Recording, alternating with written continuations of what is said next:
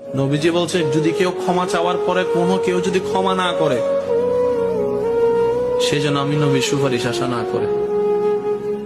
খুব মারাত্মক কথা কিন্তু। সেজন্য নবীজি বলছেন, হে আমার উম্মত, যা জামিলা হয়েছে, যার সাথে হয়েছে, তুমি ক্ষমা করে দাও, তুমি ক্ষমা করে দাও।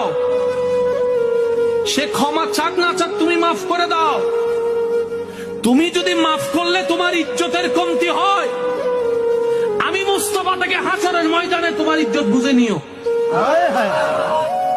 বিশ্বাস করেন, প্রতিশোধের যতটুকু শান্তি, তার চাইতে বড় শান্তি হচ্ছে মাফ করে দেওয়া। আমাকেও বলার দরকার নাই, কাউকে শোনানোর দরকার নাই। আপনার জীবনের সবচেয়ে বড় শত্রু যে ইনডোর হোক, আউটডোর হোক, ঘরের হোক, বাহির হোক, যার সাথে আপনার বনেও না, যার সাথে চেহারা দেখতে ইচ্ছে করে না, এরকম কেউ থাকলে শুধু মনে মনে আমার দিকে তাকাই হলো কথাটা রাখার জন্য, শুধু মনে মনে বলেন, যা তোরে মাফ করে দিলাম।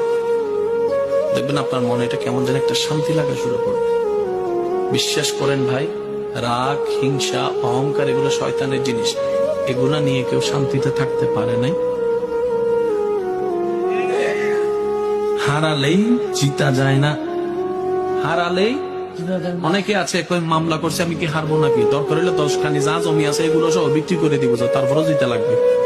আপনি 10 খানি জায়গা শেষ করে আপনি জিতে গেলেন, এবার আপনার আছে কি?